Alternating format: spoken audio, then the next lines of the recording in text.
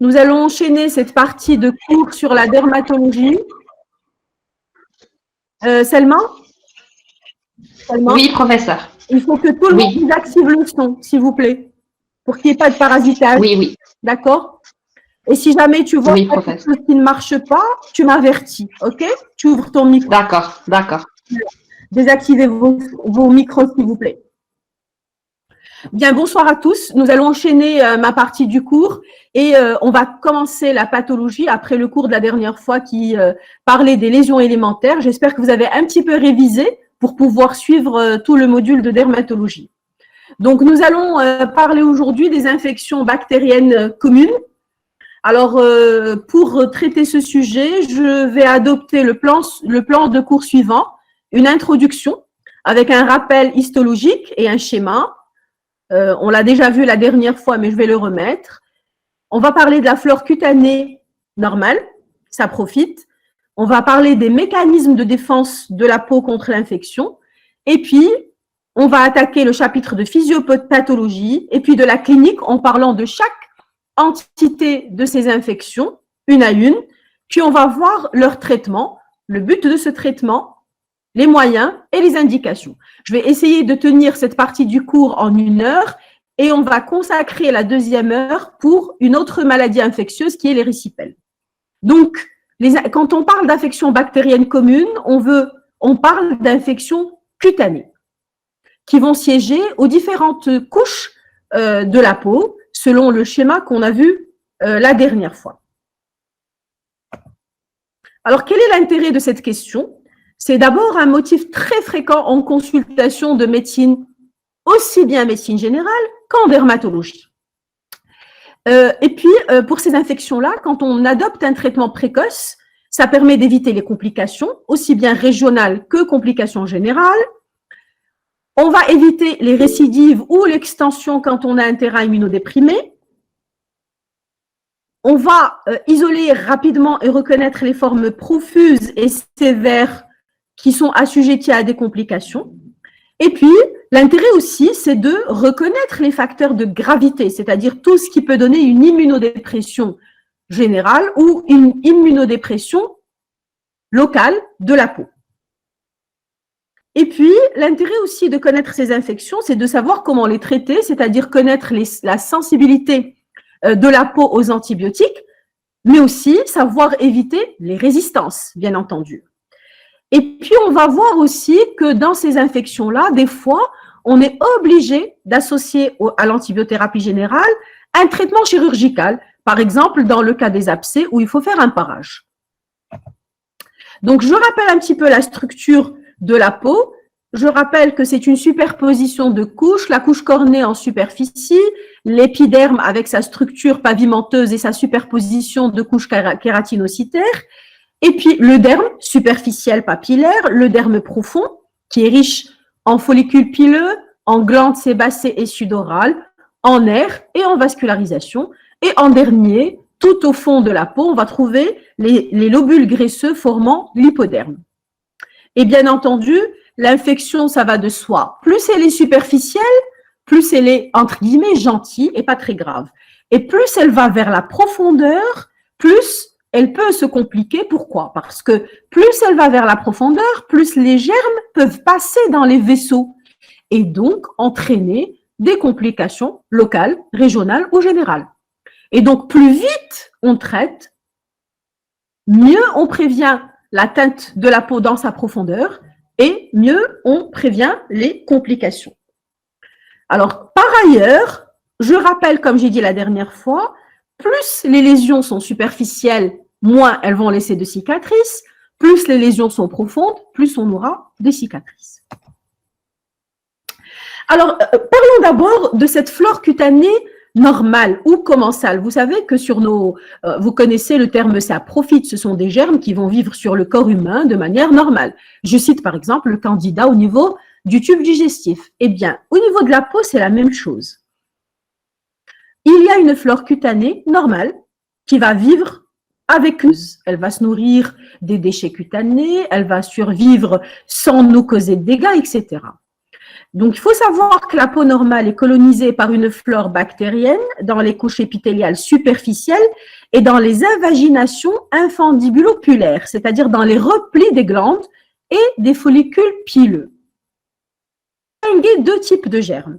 Les germes qu'on appelle résidents ou permanents, ils vont former la majorité de cette flore saprophyte et on va avoir un groupe de germes transitoires ou contaminants, le reflet de la flore saprophyte ou pathogène du milieu ambiant. Je m'explique. Il y a une flore résidente tout le temps là. Il y a des streptocoques et des staphylocoques gentils qui vivent avec nous, par exemple. Mais de temps en temps, en fonction du milieu ambiant, on peut toucher de manière transitoire un staphylocoque, par exemple, aureus, qui normalement n'est pas saprophyte, qui est pathogène, mais qui va toucher la peau de manière transitoire. Et à ce moment-là, tout dépendra de notre immunité et de notre hygiène. Si on a une bonne hygiène et une bonne immunité, on va éliminer très vite ces microbes et on ne va pas arriver au stade de l'infection. Si notre hygiène est défectueuse ou notre immunité n'est pas en forme, eh bien, on va développer une infection. Donc, de flore résidente et flore transitoire est à connaître. Pourquoi? Pour savoir analyser les résultats des examens bactériologiques. Si, par exemple, on vous dit sur un examen bactériologique, il y a un streptocoque ou un staphylocoque A qui n'est pas aureus, qui n'est pas pathogène, il faut savoir que ça peut être juste une contamination ou encore une flore qui est résidente, saprophyte normale, sans infection. C'est très important. Voilà le tableau qui va résumer un petit peu la flore bactérienne cutanée normale chez un adulte. Alors, il faut savoir que ces bactéries vont toucher toute la peau, mais qu'il y a des zones qu'on appelle les zones réservoirs. Et retenez bien ces zones-là, parce que quand on a des infections de manière récidivante ou chronique, si on ne stérilise pas ces réservoirs-là, eh ben, les infections vont revenir malgré des traitements bien conduits. Donc, alors, pour les coccygrammes positifs, on peut avoir les streptocoques alpha-hémolytiques, qui vont se localiser essentiellement au niveau des mains, d'où l'intérêt et pourquoi on insiste sur l'hygiène des mains. On peut avoir un réservoir buccal, surtout chez l'enfant. On peut avoir le streptocoque bêta-hémolytique qui peut ne pas exister ou aller jusqu'à 28% des cas. Les Staphylocoque aureus jusqu'à 20% des cas, mais surtout le Staphylocoque epidermidis ou hominis. Alors, les staphylocoques, ils vont se nicher où? Ils vont se cacher au niveau du nez, du périnée et des creux et du creux axillaire. Et retenez bien, je vous ai mis en rouge. Et puis, on va trouver aussi dans cette flore saprophyte les bacilligrammes positifs. Les corinéformes, comme les aérobies, qui peuvent aller jusqu'à 94% des cas, essentiellement dans les espaces interdigitaux plantaires, entre les orteils des pieds. Là encore, on insiste toujours sur le lavage et séchage de cette zone. On peut les trouver au niveau des creux axillaires. On peut trouver des anaérobies comme le Corynebacterium acnes, qu'on va voir pour l'acné, qui est toujours présent sur la peau dans les zones séboréiques, front, région presternale, etc. On peut trouver des bacilles autres, comme le bacillus ou le clostridium, mais en général, ce sont des germes transitoires qu'on va retrouver essentiellement autour du périnée. Là encore, l'hygiène est primordiale pour éliminer ces germes-là. On peut aussi trouver des coccygrammes négatifs dans une proportion variable, comme le Neisseria, mais qui n'est pas pathogène, ou certains bacilligrammes positifs qu'on va retrouver au niveau des narines ou encore du front. Donc, voilà un petit peu les germes saprophytes qu'on va retrouver au niveau de la peau et qu'il faut absolument connaître, surtout les zones réservoirs. Et vous allez voir tout à l'heure, quand je vais parler du traitement, que ces zones réservoirs ont une importance capitale. Alors, cette flore cutanée va varier d'une région à l'autre par rapport à la densité microbienne. On va citer par exemple l'exemple des staphylocoques et des microcoques selon le site. Alors, au niveau des mains, tenez-vous bien, on peut trouver 600 éléments par centimètre carré de main, d'où l'hygiène des mains. Il faut insister, c'est la clé pour éviter les infections cutanées et les infections manuportées. Au niveau des avant-bras, 60 éléments. On va à l'épaule, on va trouver autour de 300 éléments, 300 germes, et au niveau des aisselles, 106. Donc, vous voyez que cette densité bactérienne est variable d'un endroit de la peau à un autre, mais elle est maximale au niveau des mains. Quels sont les mécanismes naturels de défense de la peau contre ces infections?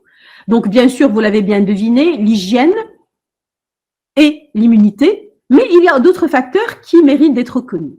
Alors, la flore saprophyte, ce sont des bactéries difficiles à déloger de leur niche. Ça veut dire quoi? C'est des germes résidents, Rabtenblastum. Et donc, en étant là où ils sont, ils vont empêcher les germes pathogènes de venir. C'est une espèce de compétitivité entre les germes. Et donc, ces germes-là nous protègent des autres germes pathogènes de l'environnement. Il y a aussi les propriétés locales physico-chimiques de l'épiderme. Rappelez-vous, la dernière fois, je vous ai parlé de la solidité du tégument, de l'intégrité et la cohésion intercellulaire. Bien sûr, c'est important. Et cette résistance et continuité de l'épithélium kératinisant fait partie des moyens de défense. On a aussi le degré de sécheresse de la peau. Plus elle est sèche, plus elle protège. Plus la peau est macérée, notamment au niveau des plis, avec la sueur, etc., plus il y a un risque d'infection à ce niveau-là et de colonisation microbienne. Il y a aussi le rôle antimicrobien des sécrétions sébacées. Il faut savoir que le sébum contient des germes qui vont un petit peu nous protéger. Et puis, il y a les facteurs généraux comme l'immunité humorale et l'immunité cellulaire, cela va de soi. Donc, voilà un petit peu en introduction les moyens, la flore saprophyte et les moyens de défense de la peau. On va passer un peu à la physiopathologie, la pathologie cutanée et les agents responsables. Et je vais être très brève parce que vous connaissez déjà ces germes-là. Alors, pour la pathogénie, c'est très simple. Nous avons vu les facteurs qui protègent la peau. Il suffit qu'il y ait un déséquilibre écologique au niveau de la peau, au niveau de son système de protection et de défense, pour qu'on ait une infection. Et donc, la pathogénie, c'est le déséquilibre écologique multifactoriel, l'intégrité du revêtement cutané, une maladie de la peau préexistante, une plaie, une brèche, une ulcération par laquelle l'infection ou le microbe va pénétrer, la massivité de l'inoculum, plus la quantité de bactéries qui contaminent la peau est importante, plus l'infection est importante. Le pouvoir pathogène intrinsèque du contaminant, c'est-à-dire le pouvoir, la virulence propre à chaque microbe, et puis l'affaiblissement des défenses de l'hôte, diabète, cancer, chimiothérapie, VIH ou autres. Pour les agents responsables, pour les infections de la peau, on va parler essentiellement dans ce cours de staphylocoque et de streptocoque. Ce sont les principaux agents pathogènes qui vont toucher la peau et donner les infections que nous allons voir. Alors, il y a le staphylocoque aureus et les streptocoques du groupe bêta-hémolytique, du groupe A, qui vont être responsables de la majorité des infections primitives de la peau. Donc, si je veux résumer un petit peu cette pathogénie, nous avons une flore contaminante, un affaiblissement de l'immunité de l'hôte pour une raison X ou Y, une interaction de germes, c'est-à-dire la massivité de l'inoculum, une altération de la qualité de l'équilibre, et tout ça va être responsable d'une infection cutanée.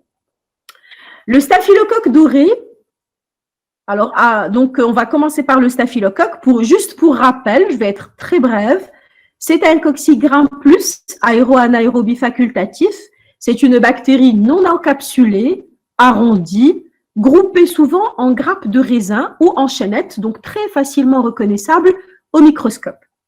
Elle est essentiellement transmise par la main. C'est ce qu'on appelle la transmission manu-portée.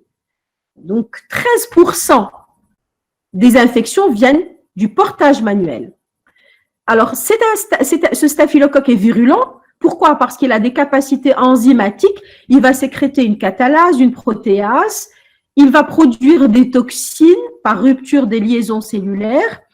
Et il va résister aux variations de température et de pH. Donc, ça fait de lui un germe un peu costaud qui va être difficilement délogeable. Et le réservoir, je le rappelle, on l'a vu sur le tableau, c'est le périnée 20%, les aisselles 10%, les narines 35%, mais aussi le cuir chevelu, les conduits auditifs externes et les espaces interdigitaux. Alors, rappelez-vous ces zones-là, parce que quand on va traiter les formes récidivantes, on va devoir stériliser toutes ces zones réservoirs. Pour le streptocoque, c'est aussi un coccygramme positif, qui est arrondi, asporulé, immobile, groupé aussi en chaînettes et qui est aéro-anaérobie avec plusieurs sérotypes. Et le réservoir du streptocoque, comme vous le savez très bien, c'est le réservoir muqueux de la sphère ORL, c'est-à-dire le nez et la gorge. D'ailleurs, c'est le même réservoir qui est responsable des infections, des angines et de toutes les infections ORL, notamment chez l'enfant. Donc, voilà un petit peu les différents germes qui peuvent passer du statut de transitoire à pathogène si les conditions sont réunies. Le Staph aureus, il va aimer les zones humides mais aussi périorificielles. Le streptocoque, il aime bien les zones périorificielles. Le Neisseria périorificiel, les bacilles négatifs comme le pseudomonas et les anaérobies, il aime bien les plis et les zones humides comme le périnée. Et après, on a les autres champignons, notamment le candida, le trichophyton et les parasites qu'on va voir dans les prochains cours. Donc, voilà une flore transitoire qui va se nicher dans des zones et dès qu'il y a une baisse de l'immunité, une baisse d'hygiène, etc., ou une altération de la peau, hop, il va devenir pathogène et créer l'infection. Alors, sur le plan clinique, nous allons voir et définir les entités une à une. Alors, on est toujours dans les infections bactériennes communes, primitives, c'est-à-dire les plus fréquentes, qui ne touchent que la peau. Alors, premier groupe de ces infections, ce sont les folliculites. Comment on va les définir? Alors, it, c'est inflammation, infection. Sétucule pilosébacée par le Staphylococcus aureus. Et c'est une pathologie de l'adulte jeune. Et bien sûr, comme ça va toucher le follicule pilosébacé, le siège de prédilection, ce sont les régions velues. Ça veut dire quoi velu? C'est-à-dire les régions où il y a du poil. La barbe, les jambes, là où il y a du poil, les narines, etc. Mais tout le tégument peut être atteint, sauf les pommes et les plantes et les semi-muqueuses. Rappelez-vous, la dernière fois, quand j'ai fait le rappel histologique, j'ai dit qu'au niveau de la plante et des pommes, nous n'avons pas de glandes et nous n'avons pas de follicules pileux et pas jamais de poils. La même chose pour les muqueuses et semi-muqueuses. Donc, les folliculites vont toucher tout le tégument, sauf ces zones-là. Alors, il y a toujours des facteurs favorisants qui vont se répéter tout au long du cours. Les facteurs peuvent être locaux, frottement, zone d'appui, par exemple le dos et les fesses. D'ailleurs, il y a beaucoup de folliculites au niveau des fesses. Le grattage, le rasage au niveau des barbes, l'épilation chez les filles, l'application inappropriée de topiques irritants ou gras, la macération par défaut d'hygiène ou en cas d'obésité au niveau des plis, mais aussi l'usage des dermocorticoïdes qui va affaiblir l'immunité locale de la peau. Comme on peut avoir des facteurs favorisants généraux, essentiellement le diabète et tous les autres déficits immunitaires congénitaux ou acquis comme le VIH, mais aussi l'alcoolisme chronique, les carences nutritionnelles, ainsi de suite. Pardon, là, qu'est-ce qui se passe? Alors, cliniquement, ces folliculites, on va les séparer en deux. Des folliculites superficielles et des folliculites profondes. Pour les folliculites superficielles, vont se présenter comme une infection localisée à l'ostium pilaire. C'est quoi l'ostium pilaire? Ou à l'orifice d'où sort le poil. Si vous prenez une loupe ou votre téléphone et vous zoomez sur vos mains, une partie du corps, vous allez voir l'orifice de sortie du poil, ça s'appelle l'ostium pilaire. Et bien, l'infection va toucher cet endroit précisément. Et donc, c'est une petite papule en dôme, érythémateuse, peu ou pas douloureuse, toujours centrée par un poil. Donc, rappelez-vous, folliculite égale centré par un poil, toujours. Alors, cette petite papule centrée par un poil va évoluer vers une pustule. Ça veut dire quoi? Les lésions élémentaires, ça veut dire avoir un contenu pluriel. La pustule va se rompre et on va avoir une croûte qui va tomber en 7 jours sans laisser de cicatrice puisqu'on est ciel. Alors, le siège de ces folliculites, c'est essentiellement le visage, donc la barbe, essentiellement chez les hommes, mais aussi le cuir chevelu, la poitrine chez les hommes, le dos en cas de corticothérapie, les fesses, essentiellement chez les femmes, surtout quand il y a un peu de poids, les jambes et les paupières. Alors, quand on a une folliculite au niveau de la paupière, c'est-à-dire elle va toucher un cil, on va l'appeler orgelée. Et certainement que vous avez vu ça dans vos cours d'ophtalmologie.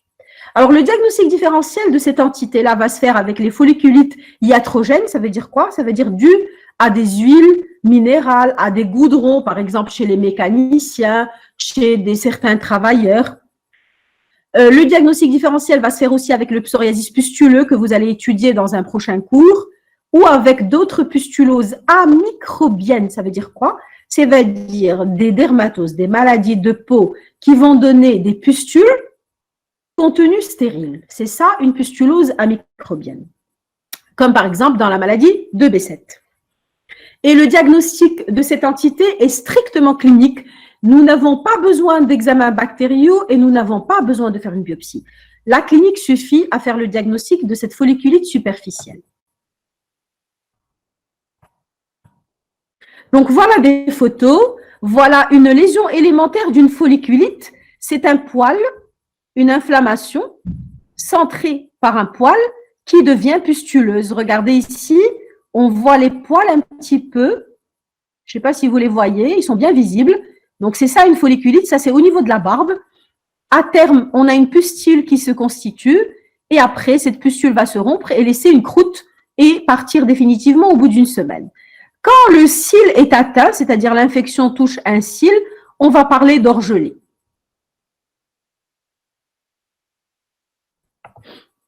Les folliculites profondes, c'est toujours une lésion centrée par un poil, c'est-à-dire une infection de l'ostium, mais qui va être beaucoup plus profonde. Elle va aller au niveau du derme. Et comme elle est profonde, ça ne sera pas une petite papule, mais ça sera un nodule qui est rouge, chaud, ferme, douloureux, beaucoup plus douloureux que tout à l'heure, et qui va atteindre 2 cm, alors que tout à l'heure, on était dans l'ordre des millimètres. Toujours surmonté d'une pustule, centrée d'un poil, et c'est la définition même de la folliculite. L'évolution est subaiguë, elle va se faire vers la résorption, mais sans évacuation de pus. C'est-à-dire que ça ne va pas éclater. Le pus ne va pas sortir, il va se résorber tout seul de lui-même ou avec le traitement. Alors, toujours dans ces folliculites, on va parler de psychosis staphylococcique. Qu'est-ce que c'est? C'est une infection étendue et récidivante dans une région à poils forts. Souvent, c'est la barbe qui est touchée et qui est entretenue par le rasage et qui va former des nappes de pustules. Mais chez comme on a vu sur les photos, mais une nappe qui va des pustules qui vont confluer sur une base inflammatoire. À ce moment-là, si on fait une pression, on va faire sortir le pus, c'est-à-dire sourdre du pus, et après, on va avoir la croûte. Donc, la même évolution que tout à l'heure. On peut avoir au niveau de la barbe, mais essentiellement le menton et les joues, et aussi sous-narinaire. Et le diagnostic différentiel va se faire avec ce qu'on appelle le psychosis dermatophytique, c'est-à-dire une folliculite mais par les champignons et non pas par des bactéries. Rappelez-vous, on est ici dans une infection à staphylocoque, n'est-ce pas? Les folliculites, c'est le staphylocoque, je répète, je l'ai dit au début. Un autre diagnostic différentiel, c'est le poil incarné. Vous savez ce que c'est? C'est le poil quand il pousse à l'intérieur de la peau, il devient un peu douloureux, il va devenir un peu inflammatoire, mais ce n'est pas une infection, c'est un diagnostic différentiel. Voilà un psychosis de la barbe. Donc, c'est une multitude de folliculites profondes qui vont donner un placard. Et regardez, là, on voit un peu de pus.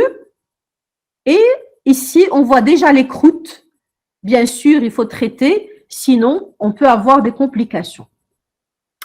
Deuxième type de ces infections, on a parlé des folliculites superficielles et profondes, on va parler des furoncles et des furonculoses. Qu'est-ce que c'est qu'un furoncle? C'est une folliculite profonde nécrosante. D'accord? Cliniquement, c'est un gros nodule inflammatoire. C'est encore plus gros que tout à l'heure, surmonté d'une pustule centrée par un poil. En quelques jours, on va voir l'apparition d'un bourbillon nécrotique, une concrétion jaunâtre. C'est quoi un bourbillon? C'est le contenu de ce nodule qui va devenir purulent. Il y aura des débris cellulaires, des polynucléaires altérés et les microbes qui vont former un liquide, une concrétion, et qui va sortir par l'orifice. C'est ce qu'on appelle le bourbillon qui va sortir et qui va s'éliminer spontanément en 2-3 semaines. Mais si on est efficace, si le diagnostic est précoce, si le traitement est précoce, on va réussir à le traiter en beaucoup moins que ça. Alors, si on le laisse évoluer spontanément, comme il est très profond, on va avoir une cicatrice déprimée définitive et inesthétique parce qu'il est profond. Mais si on traite vite, il n'y aura aucune cicatrice. Alors, même si ce furoncle est profond et très inflammatoire, il n'y a pas de signes généraux, sauf si on a des complications. C'est essentiellement les zones de frottement et de transpiration, la nuque, les épaules, les fesses, le visage et la région pubienne. Et le diagnostic différentiel va se faire essentiellement avec l'acné nodulaire, quand il y a de l'inflammation, vous allez voir ça, du dos, avec l'acné kéloïdienne, avec les hydrosadénites ou ce qu'on appelle la maladie de Verneuil, surtout au niveau de la région périnéale ou périanale. Donc voilà l'évolution d'un furoncle. Ça commence par un stade inflammatoire, gros nodule inflammatoire, qui dit inflammatoire dit érythémateux, chaud et douloureux, je le rappelle. Tuméfaction douloureuse cutanée centrée par une pustule, elle-même centrée par un poil. Ramollissement, la collection purulente, une douleur pulsatile. Et puis, le bourbillon qui va s'évacuer dans le stade de fistulisation et avec une évolution souvent favorable en 2-3 semaines, mais au prix d'une cicatrice, comme j'ai dit. Voilà un furoncle. Ça ne ressemble pas à tout à l'heure. Regardez la nécrose. J'ai dit que le furoncle, il y a une nécrose qui le définit et on imagine tout à fait la douleur et on imagine la cicatrice qui va rester, n'est-ce pas? La furonculose. Comment on va définir une furonculose? C'est la survenue répétée des mois, voire des années, de furoncles sur pratiquement 2 années, sur plusieurs mois, voire 2 ans. C'est-à-dire que ce sont des furoncles qui vont récidiver, guérir, revenir, et c'est ça ce qu'on appelle une furonculose. C'est très, très fréquent, surtout chez les diabétiques et les immunodéprimés, mais essentiellement chez les diabétiques. Quelqu'un qui vous fait des furoncles à répétition ou une furonculose, il faut obligatoirement demander une glycémie à jeun et une hémoglobine glyquée pour éliminer un diabète. Alors, cliniquement, le diagnostic est strictement clinique. Quand est-ce qu'on fait l'examen bactériologique? Si on a un doute avec d'autres maladies, à ce moment-là, on va faire un prélèvement à l'écouvillonnage au niveau du centre avec un examen bactériologique et un antibiogramme et on n'hésite pas à prélever l'entourage du malade pour éviter les contaminations dans la famille. Et évaluer le terrain et rechercher un diabète. Alors, comme ce sont des infections, ces furoncles et furonculoses, infections profondes, il y a un risque de complications parce qu'on est dans les petits capillaires, on est dans les vaisseaux dermiques et donc facilement on peut avoir des emboles bactériques qui vont aller ailleurs. Et donc, on risque une complication à type d'abcès, à type de gomme staphylococcique, surtout chez l'enfant, l'anthrax, je vais vous le définir dans un moment, ou encore l'érysipèle, c'est-à-dire ça peut être une porte d'entrée de l'érysipèle, mais la plus grave complication des furoncles, c'est la staphylococcimaline de la face par furoncle manipulé. C'est une urgence médicale. Je répète, la plus grave, ce qu'on craint le plus comme complication des furoncles et des furonculoses, c'est la staphylococcie maligne de la face. Donc, on dit, quand on a des furoncles, qu'il ne faut jamais les toucher avec les mains, jamais les manipuler. Si on les manipule, on risque d'envoyer les microbes un petit peu partout et créer ou engendrer une staphylococcie maligne de la face, qui est une urgence vitale. Je vais en parler tout à l'heure. Alors, voilà les complications locales, extension de l'infection, l'abcès. Ici, on peut avoir une lymphangite, regardez. Ça peut partir de là et donner carrément une lymphangite, une traînée lymphangétique infectieuse. Et j'arrive à une autre entité, comme j'ai dit tout à l'heure, c'est une complication des furoncles, toujours dans les infections communes bactériennes de la peau. Alors, qu'est-ce que c'est que l'anthrax? C'est une infection heureusement rare parce que les gens maintenant se traitent quand même assez vite, qui n'est pas la maladie de Charbon, parce que dans le monde anglo-saxon, on parle de anthrax pour parler de la maladie de Charbon, qui est une maladie de la guerre bactériologique très grave, etc. Ce n'est pas du tout la même chose. Dans le lexique dermatologique francophone, l'anthrax est quoi? C'est quoi? C'est une agglomération de plusieurs follicules réalisant une tuméfaction profonde, volumineuse, inflammatoire et très douloureuse. C'est comme si vous prenez plusieurs furoncles et vous les mettez dans le même endroit. Et ça crée ce que vous voyez ici à la photo. Donc, je vais remonter, vous montrer, vous rappeler les furoncles. Voilà un furoncle. Eh bien, si vous prenez plusieurs furoncles, eh bien, vous allez avoir cette tumeur très inflammatoire, très douloureuse, pulsatile, qui, elle, va s'accompagner systématiquement d'adénopathie, alors que tout à l'heure, je n'ai pas dit qu'il y avait des adénopathies systématiques. Elle est parsemée de pustules avec un aspect cratériforme au centre. Alors, cratériforme, c'est comme le cratère d'un volcan. Vous connaissez les volcans, vous connaissez leurs cratères. Donc, on dit que c'est une lésion cratériforme. C'est ça ce que c'est cratériforme. Avec de la nécrose, puisque ce sont des furoncles très, très importants. Et elle est volontiers fébrile. Jusqu'à présent, on avait des infections sans aucun signe général, n'est-ce pas? Et bien sûr, plus c'est important, plus c'est volumineux, plus on risque d'avoir des complications générales et une cicatrisation lente avec une cicatrice qui est définitive si on ne prend pas vite le malade en charge. Donc, nous avons vu les folliculites superficielles et profondes, les furoncles avec toutes les entités, le furoncle, la furonculose et l'anthrax, qui est une complication oncle profond. La troisième entité dans les infections bactériennes communes, c'est l'impétigo. Comment on définit? Alors, c'est une pyodermite qui est très fréquente chez l'enfant.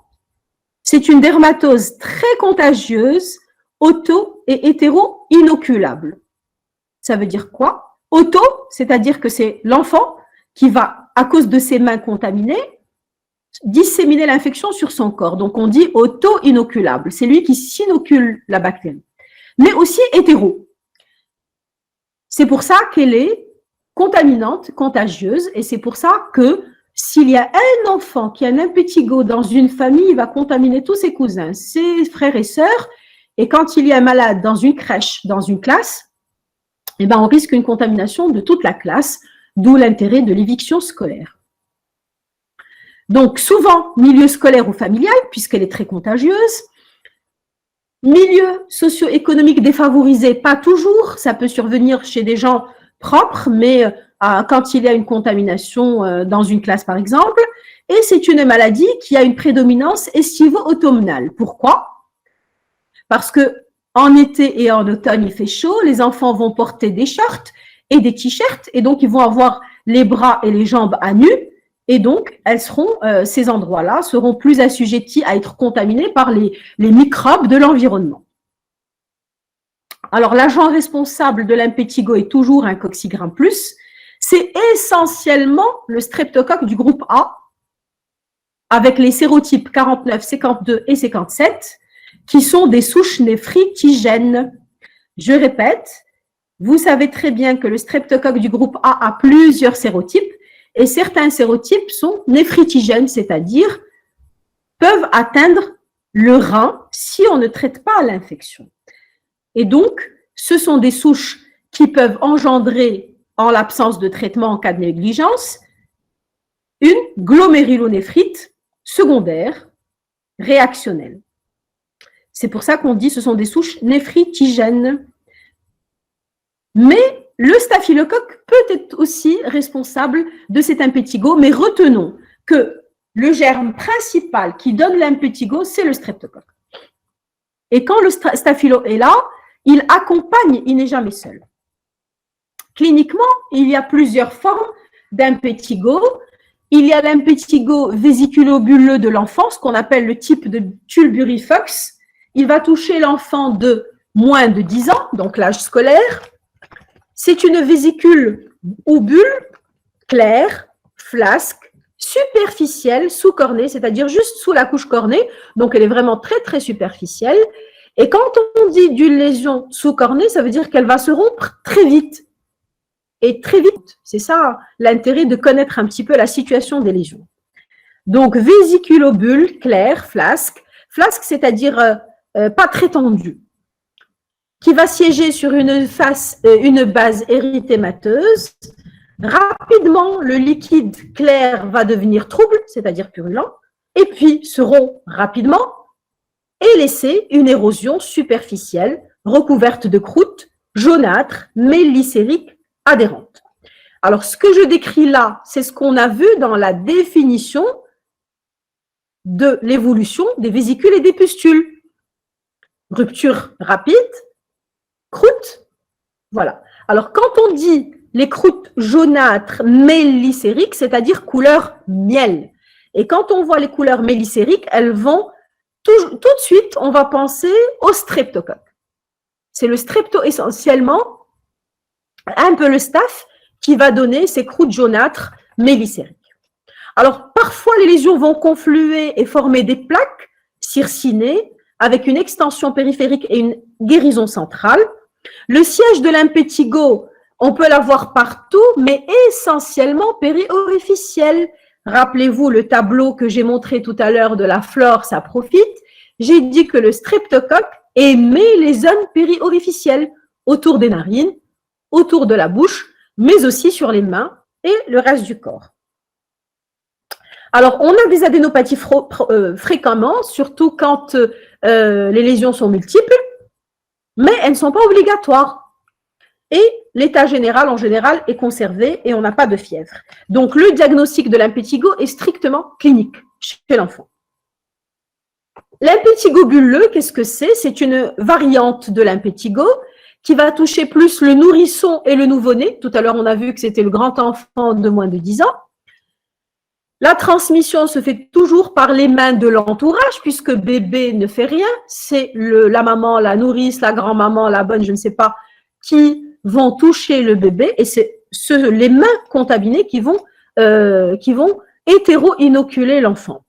Mais aussi au niveau des crèches, c'est possible. Ce sont des bulles de plus grande taille que tout à l'heure, flasques, initialement claires, sur peau saine ou érythémateuse, qui vont se rompre rapidement, laisser couler un suintement, et puis sécher et donner les croûtes mélicériques là encore. Le siège de prédilection, c'est le visage et les membres. Troisième entité de cette infection, c'est l'impétiginisation. Qu'est-ce que c'est que impétiginisation? D'ailleurs, je vous en ai parlé au niveau des cours de sémiologie, le cours de sémiologie, pour donner un exemple. L'impétiginisation, c'est-à-dire, c'est une infection secondaire.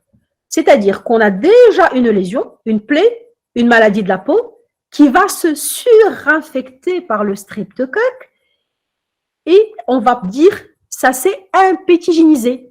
Un eczéma impétiginisé.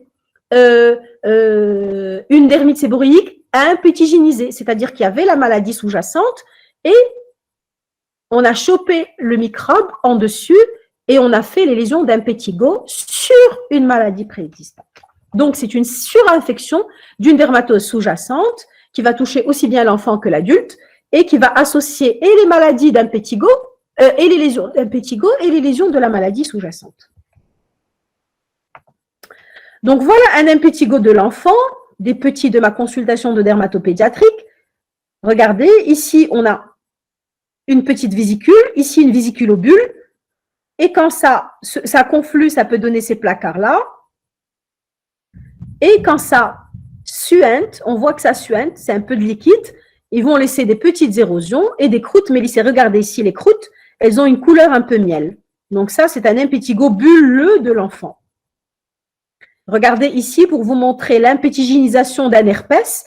Il y avait déjà un herpès qui s'est suraffecté. Donc, on a le virus de l'herpès, en plus le streptocoque ou le staphylocoque. Et regardez cette couleur jaunâtre des croûtes, dites croûtes couleur myélésérique, miel, qui va signer le streptocoque et le staphylocoque. Ici, on a un eczéma atopique avec Selma. Professeur, oui. Il y a un problème? Non. Très bien, parfait. Okay. Donc, regardez l'eczéma atopique ici. Donc, c'était une dermatite atopique de l'enfant qui s'est impétigénisée. Comme il y avait une effraction de la peau, donc le microbe est rentré par ces effractions-là et ça a donné l'impétigénisation à cet endroit-là. Donc, impétigénisation égale surinfection, égale apparition de lésions d'impétigo sur une autre maladie. Donc, voilà un impétigo de l'enfant. Les lésions sont grandes par confluence des lésions. Les lésions élémentaires, mais quand il y a lésion à côté de lésion et elles confluent, elles vont donner des placards. Et, alors, je ne sais pas si je l'ai dit, mais l'impétigo est prurigineux chez l'enfant. Il y a un prurite, c'est important, d'accord? Retenez que l'impétigo est prurigineux. Les enfants se grattent un petit peu, pas beaucoup, mais un petit peu. Et l'impétigénisation aussi, il y a des lésions de grattage. Alors, l'ectyma, on est toujours dans les formes des infections. On décrit une à une. L'ectyma, c'est quoi? C'est une ulcération nécrotique enfoncée dans le derme, recouverte d'une croûte noirâtre, entourée d'un halo inflammatoire, qui va toucher essentiellement les membres inférieurs, surtout chez les sujets diabétiques ou encore chez les gens dénutris ou qui ont une hygiène défectueuse. Ça guérit toujours avec une cicatrice définitive parce que c'est profond. Alors, l'ectyma, qu'est-ce que c'est? C'est une sorte de... Alors, c'est l'équivalent de l'anthrax. On a vu tout à l'heure que l'anthrax, c'était des furoncles profonds et multiples, donc centrés par des poils. Ici, c'est un impétigo multiple et profond. D'accord? C'est ça l'ectyma. Mais il n'y a pas... ce n'est pas du tout, il n'y a pas de poil. Ce n'est pas le poil ou l'ostium pilaire qui est concerné. Alors, le diagnostic différentiel de ces impétigos et impétigénisation et anthrax vont se faire essentiellement chez le nourrisson dans le cas de l'impétigo bulleux avec la syphilis bulleuse congénitale à laquelle il faut obligatoirement penser.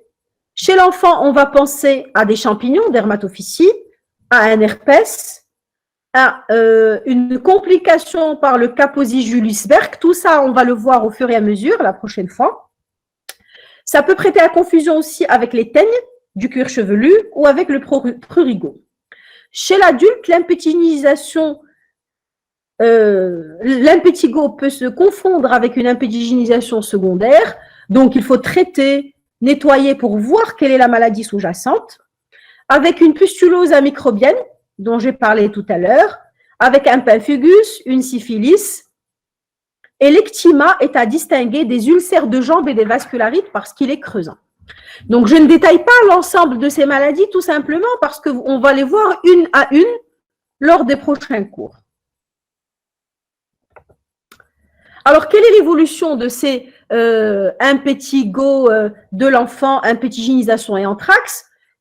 Comme toutes les autres infections, sous traitement, guérison des lésions en quelques jours sans cicatrice, même quand elle est profonde. D'où l'intérêt de traiter très vite.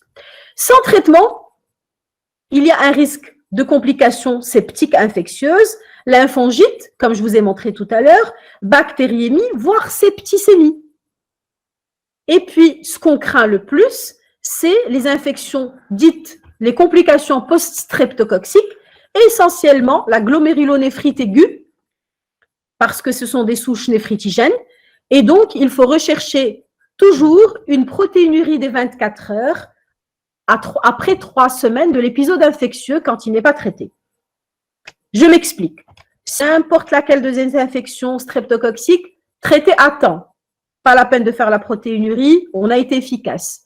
Si maintenant, on n'a pas traité, on a négligé, il faut demander une protéinurie des 24 heures pour être sûr qu'il n'y a pas de complications rénales.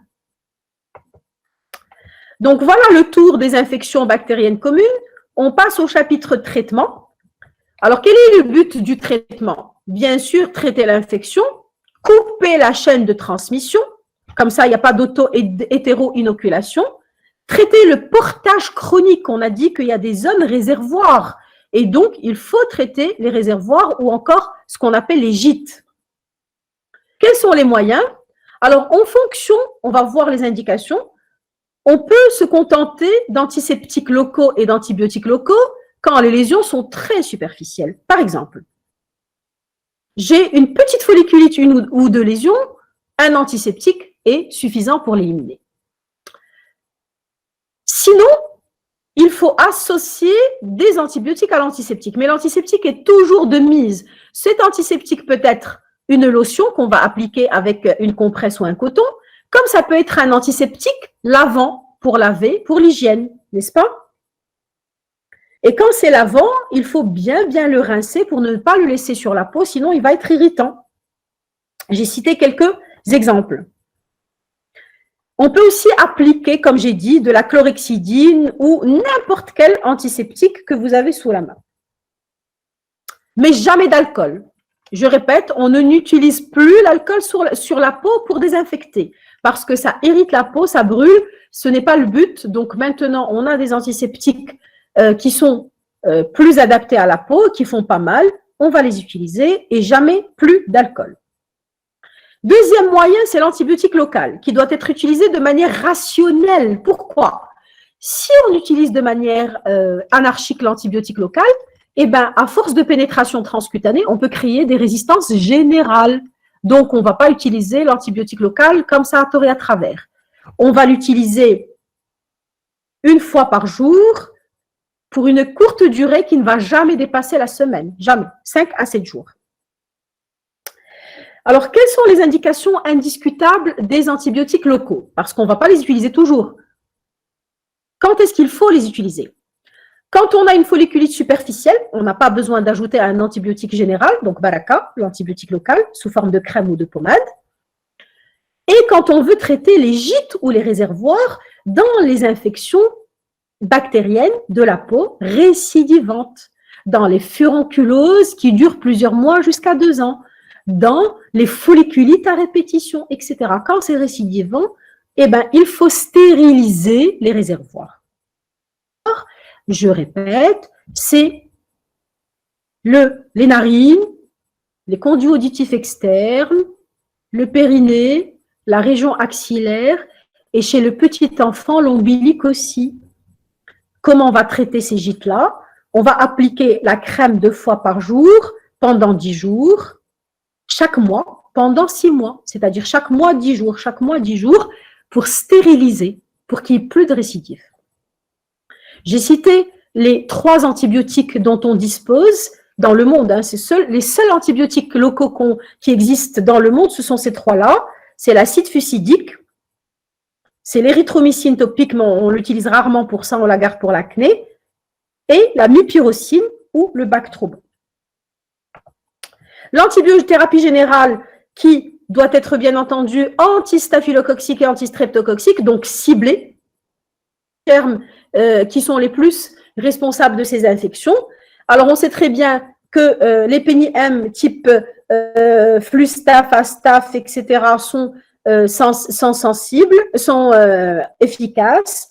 L'amoxicilline et acide clavulanique, toujours aux doses usuelles, c'est-à-dire à la dose de 50 mg par kilo et par jour, répartie en 3 prises.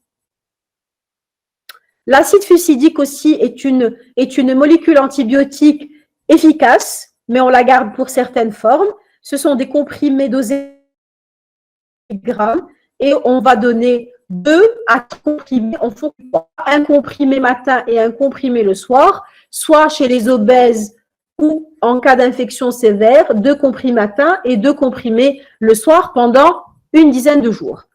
En cas d'allergie, on va donner bien sûr les macrolides, ou l'azithromycine, ou encore les apparentés aux macrolides comme la pristinamycine ou la piostacine, qui est aussi donnée à 50 mg par kilo et par jour.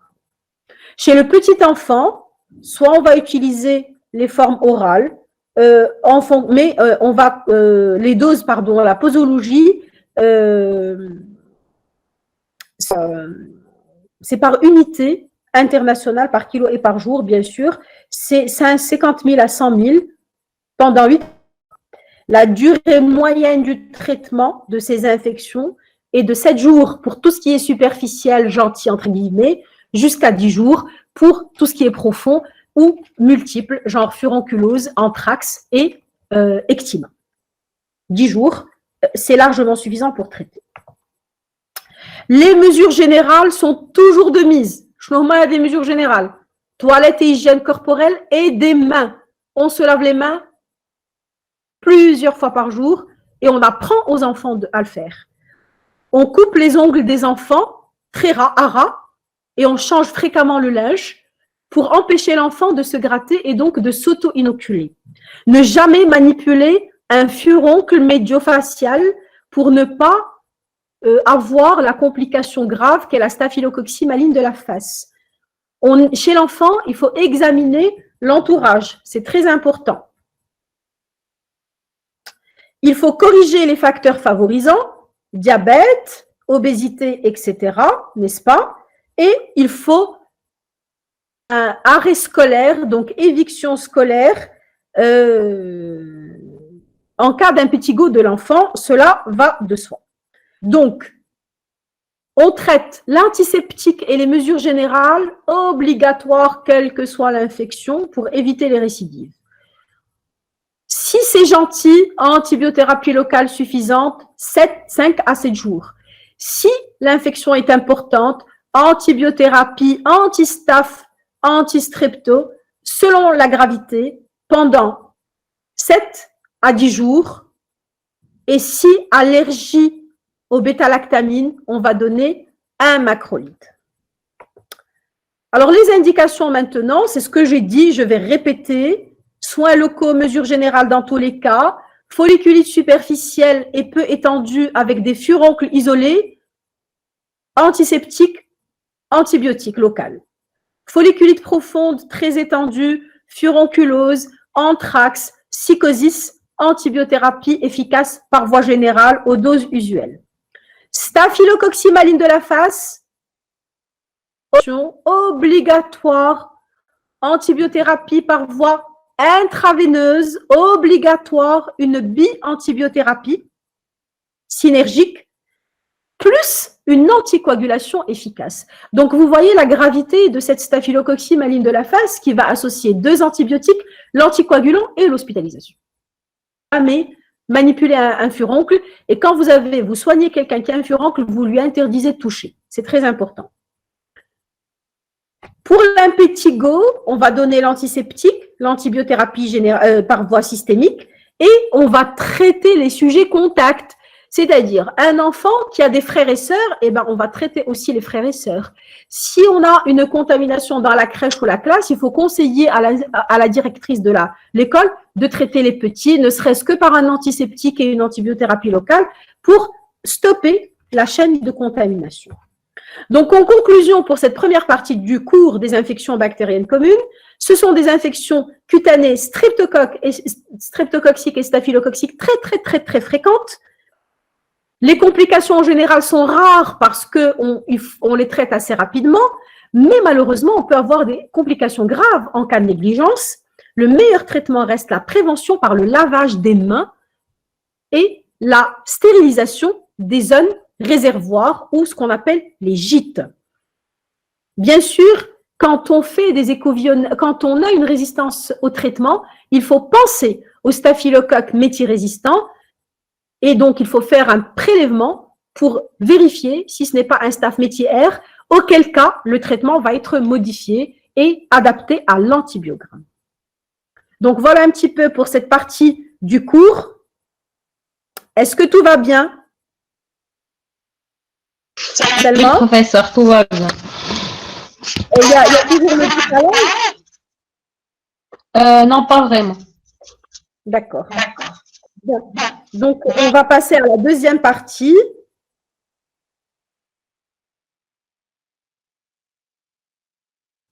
Excusez-moi une seconde. Voilà. On va passer à la deuxième partie du cours, comme ça je vous libère un peu plus vite. Et on va voir un chapitre très important dans les infections cutanées. Est-ce que vous voulez que je vous laisse une minute digérer tout ça?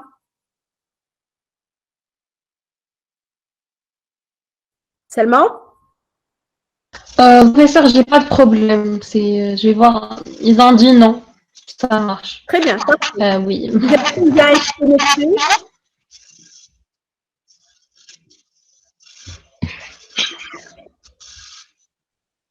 Bien.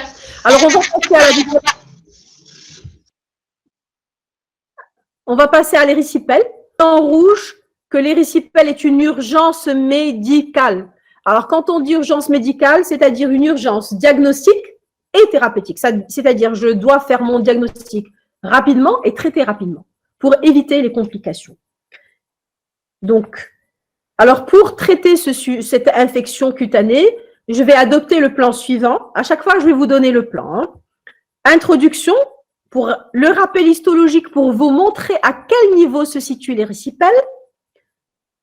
Définir l'érysipèle, la physiopathologie, l'épidémiologie, la clinique, avec un type de description, c'est l'érysipèle de la jambe.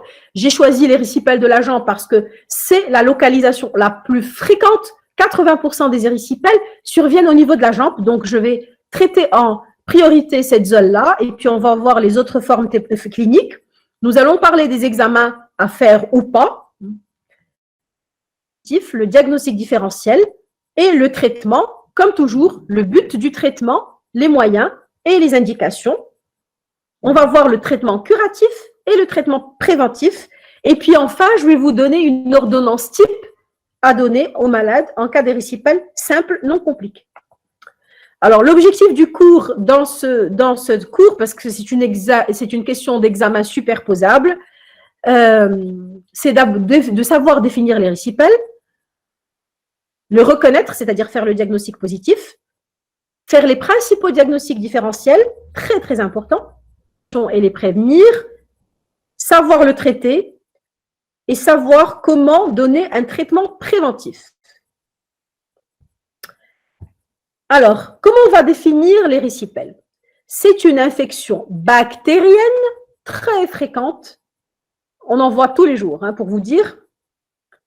C'est une urgence médicale, diagnostique et thérapeutique. Je l'ai dit, je le répète pour la 3e fois. Mais, ce qui est important pour la définition, c'est que c'est une dermo-hypodermite aiguë non nécrosante. Et chaque mot mis en rouge a son importance. Dermo-hypodermite, c'est-à-dire l'infection va toucher le derme et l'hypoderme. Elle n'est pas superficielle. Elle est aiguë, donc survenue brutale. Non nécrosante, c'est-à-dire qu'elle ne va pas entraîner la nécrose de la ponévrose musculaire sous-jacente.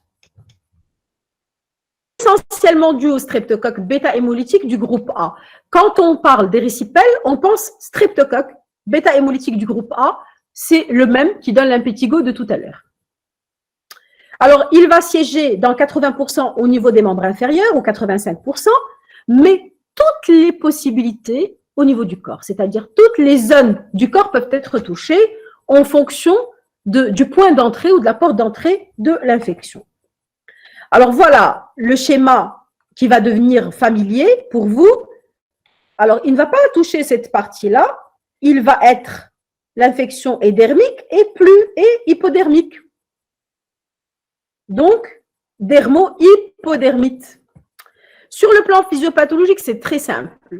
Il y a une plaie, un ulcère, une brèche cutanée, une érosion, une pustule, une vésicule, un bouton, n'importe quoi, c'est-à-dire une effraction de la peau par laquelle le microbe va pénétrer, se multiplier au niveau de la peau, descendre vers le derme et l'hypoderme et entraîner l'inflammation et donner les signes cutanés. Bien entendu, je ne vais pas répéter tout ce que j'ai dit tout à l'heure par rapport au déséquilibre écologique de la flore, de l'immunité, etc.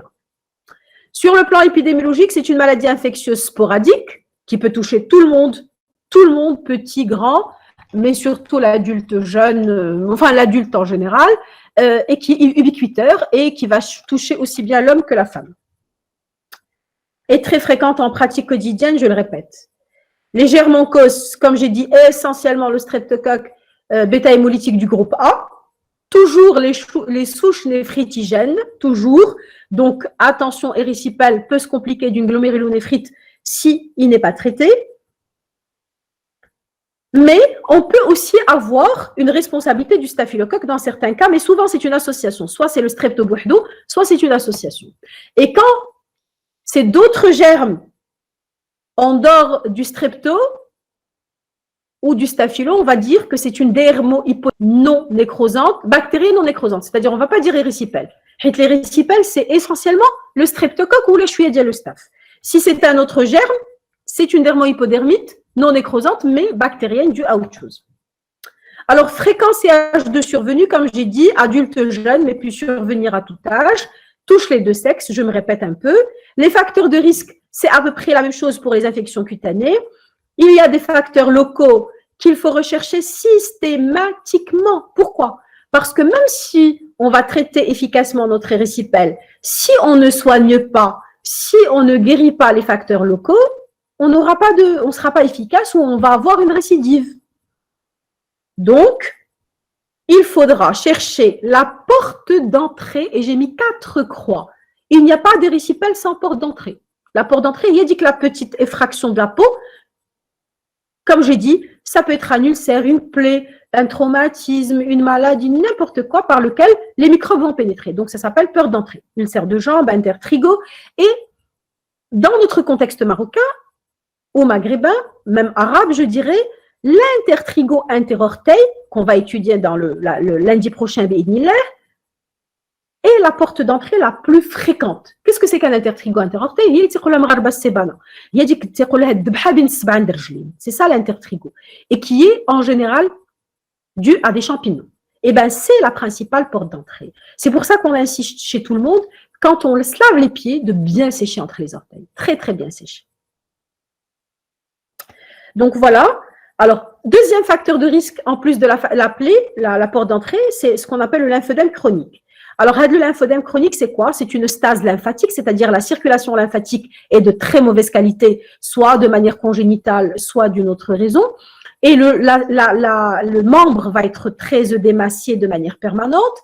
Et donc, quand il y a une pénétration des germes, à cause de la stase, la circulation ne va pas aider, ne va pas éliminer. Il y a une stase des microbes et une multiplication. Et bien là aussi, c'est un facteur de risque.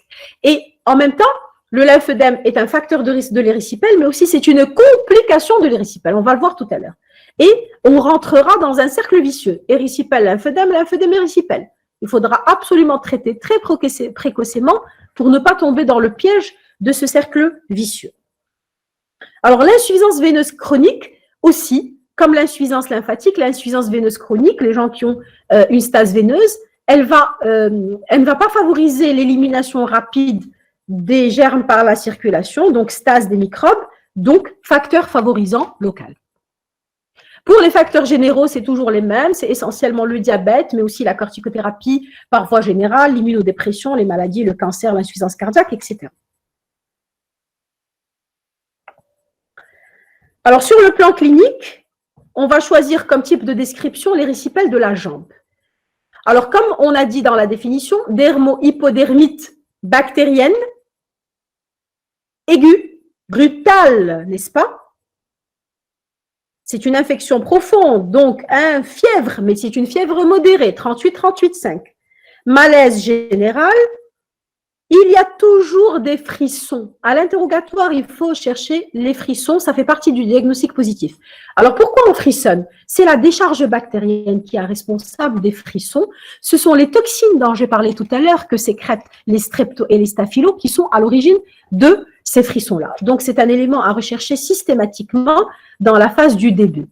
Alors, on parle de prodrome, c'est-à-dire les signes annonciateurs, les signes qui vont précéder la survenue de l'érysipèle et qui vont durer en moyenne 2 à 3 jours. On peut aussi avoir des vomissements, des nausées, mais on n'a jamais une vraie altération d'état général. C'est une fatigue qui n'est pas sans altération importante de l'état général. À la phase d'état, on a un tableau de ce qu'on appelle une jambe rouge aiguë fébrile. C'est-à-dire brutalement, la jambe devient rouge et chaude et inflammatoire avec une fièvre. Donc, c'est un tableau de jambes rouges, aiguës et fébriles. Et tout de suite, on va deviner tous les diagnostics différentiels dont on parlera tout à l'heure. Alors, après 12 à 24 un peu plus des prodromes, apparition d'une plaque. Une plaque, comme on l'a définie, c'est-à-dire plus étalée que haute. D'ailleurs, dans les exemples que je vous ai montrés dans la sémiologie, j'ai parlé d'érysipèle. Donc, c'est une plaque érythémateuse qui va s'étendre, donner un grand placard inflammatoire, érythémateux, chaud, légèrement douloureux et œdémateux, mais qui est toujours très bien limité.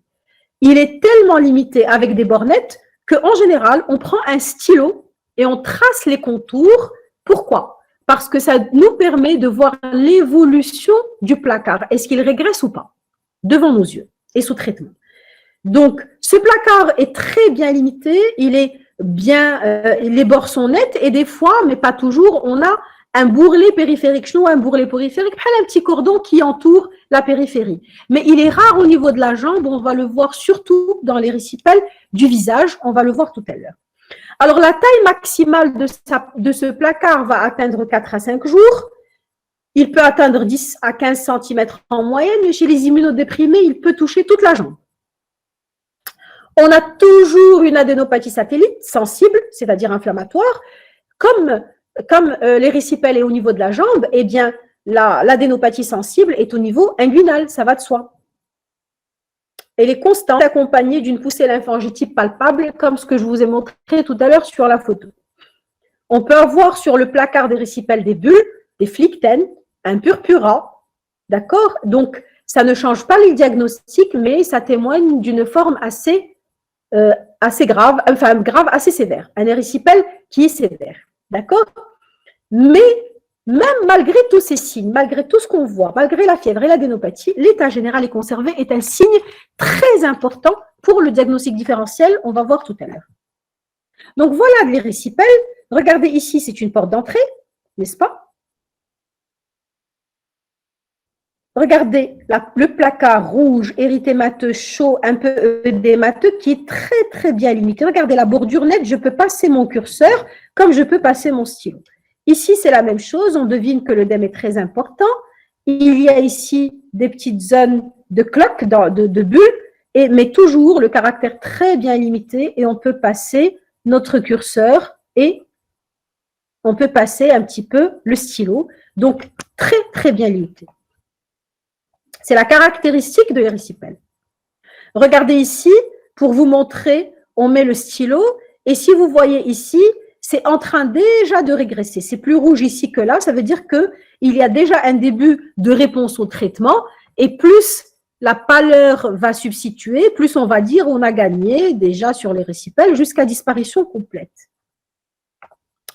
Ici, c'est une forme bilatérale sévère chez une diabétique qui a un lymphœdème sous-jacent. Regardez la taille des membres. Là, il y a un lymphœdème, un facteur de risque de l'érysipèle, mais pas que. C'est une dame qui a aussi une insuffisance veineuse avec des ulcères de jambes. Donc, lymphœdème, stase veineuse, ulcère de jambes, bonjour l'érysipèle. Et ici, il est bilatéral, important, avec des bulles. Mais toujours bien limité. Regardez, ici, on voit le stylo. Regardez le stylo qui trace les limites et qui montre que l'évolution commence à être favorable puisque ici, c'est pâle. Ici aussi, on peut passer notre curseur, notre stylo, donc très bien limité, même dans les formes sévères. Voilà une de mes malades qui a fait une forme très sévère. Regardez l'ulcère de jambe qui était la porte d'entrée, mais toujours bien limitée malgré les bulles. Donc, c'est une forme, bien sûr, à hospitaliser. Ça va de soi. Alors, l'évolution et pronostic de cette infection, qui est en général très facile à diagnostiquer si vous avez bien suivi ce que j'ai dit, les prodromes et les caractéristiques du placard.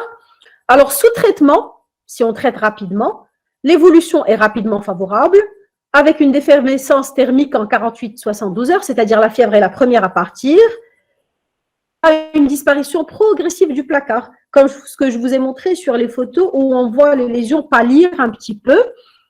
Donc, pchouïa, pchouïa, la rougeur va s'atténuer, descendre de bas en haut en général, avec une desquamation fine, discrète en périphérie. Alors, c'est une desquamation fine qu'il faut chercher. Pourquoi? Parce que la desquamation témoigne du streptocoque. Parce que les toxines du streptocoque vont entraîner un petit peu cette desquamation. Donc, érysipèle, on va chercher deux choses qui vont nous orienter vers les streptos et dire oui, effectivement, c'est un érysipèle classique à streptocoque. C'est les frissons des prodromes, fine périphérique en cours d'évolution. Deux éléments très importants. Alors, régression de l'érythème en 7 à 8 jours, puis régression de l'œdème sur 10 à 15 jours en général. Quand il n'y a pas de lymphœdème, il faut attendre, l'œdème tarde à partir. Sans traitement, non seulement rien de tout ça ne va guérir, mais en plus on risque des complications graves. On a vu le type de description, c'est-à-dire l'érysipèle de la jambe, du membre inférieur. Maintenant, nous allons voir les formes cliniques. Je nomme des formes cliniques, elles sont de plusieurs types. D'abord, les formes topographiques, c'est-à-dire d'autres topographies en dehors du membre inférieur. Et on va commencer par l'érysipèle du visage. Alors, qu'est-ce que c'est? Nous allons décrire les mêmes caractéristiques que l'érysipèle de la jambe, mais avec des petites variations. Alors, les mêmes caractéristiques, ça veut dire quoi? Ça veut dire que les prodromes, c'est les mêmes. Fièvre, frisson, donc un petit malaise, mais en conservation de l'état général, c'est la même chose. Et puis, on aura un placard érythémateux qui est rouge vif, il est encore plus rouge qu'au niveau de la jambe, œdémateux, infiltré, mais cette fois-ci, toujours bien limité, bien entendu, mais avec toujours un bourrelet périphérique, alors qu'au niveau de la jambe, on a dit que ce n'était pas constant. L'œdème des paupières est très, très frappant. Parce que pourquoi? Si vous vous rappelez dans le rappel histologique de la dernière fois, j'avais dit que l'épaisseur de l'épiderme est différente, qu'elle est minime au niveau des paupières et maximum au niveau des pommes et des plantes. Et comme l'épiderme est très, très fin, eh ben, on va avoir l'œdème qui est apparent de manière très importante au niveau des pavillons de l'oreille et des paupières. Alors, l'érysipèle va commencer toujours autour de la porte d'entrée. Si, par exemple, on a un bouton, une folliculite de la barbe, par exemple, eh ben, l'érysipèle va commencer autour de la folliculite, tendre à une hémiface pour toucher après l'autre côté du visage. Mais en général, le montant est toujours... On ne sait pas pourquoi. Alors, cette fois-ci, l'adénopathie est toujours constante, mais elle est cervicale. À Ndakouf, les réponses d'examen, trololi et érysipèle du visage, voilà, placard, machin, et adénopathie inguinale. Attention, faites attention à être logique. D'autres localisations sont possibles à n'importe quel point de la peau, de l'organisme. Ça peut être le membre supérieur, par exemple, après un drainage lymphatique, sur la cicatrice de drainage, sur l'abdomen, après une chirurgie abdominale, autour de l'ombilic, quand on coupe le cordon chez un nourrisson, après une omphalite, par exemple. Et je peux citer comme ça autant d'exemples que vous voulez, pour vous dire que ça peut s'associer, ça peut survenir à n'importe quel endroit du moment où il y a une porte d'entrée. Donc voilà les récipages. Alors, des lésions, regardez ici les pustules, donc probablement c'était un petit impétigo ou autre chose qui était la porte d'entrée. ça a commencé autour des lésions, puis une hémiphase, puis ça s'est étendu à l'autre côté. Mais regardez, à partir de là, il n'y a rien, il n'y a pas de rougeur, parce que ça épargne le montant, mais toujours très bien limité. Regardez, je peux passer mon stylo et là, je peux passer aussi mon stylo par là. Donc, très bien limité, avec bourrelet périphérique qui est encore, regardez ici la limitation parfaite et le bourrelet périphérique. Ici, on le voit bien. Il y a un cordon de la périphérie. Et l'œdème du visage, bien entendu. Érysipèle au niveau du doigt, c'est une petite plaie, un couteau, infection locale parce que ça n'a pas été désinfecté, et érysipèle à ce niveau-là. Et puis, vous pouvez imaginer la lymphangite de tout à l'heure ou d'autres complications si on ne traite pas. Donc, nous avons vu la forme typique, topographique, les formes topographiques. Maintenant, les formes compliquées. De quoi peut se compliquer un érysipèle? Il peut avoir donné des complications générales, surtout chez les immunodéprimés. Une septicémie, une endocardite d'Osler ou une glomérulonéphrite parce que ce sont des souches néphritigènes.